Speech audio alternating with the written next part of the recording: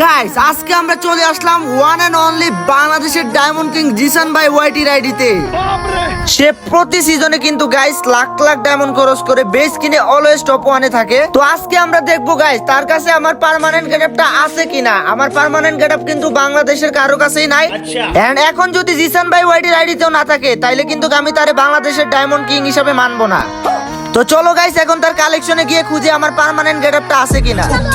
তো গাইস প্রথমে আমরা খুঁজবো এখানে সামুরাই, দেখা যাক ওনার কাছে কি সামুরাই আদৌ আছে কিনা। এন্ড সামুরাই কিন্তু আছে।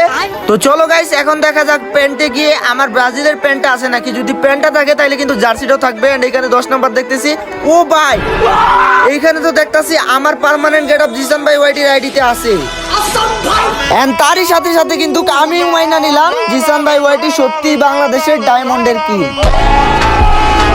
আর হ্যাঁ গাইস কম দামে ডায়মন্ড কিনতে চলে যাও আমার ওয়েবসাইট iobbazaar.com অথবা হোয়াটসঅ্যাপে মেসেজ দাও।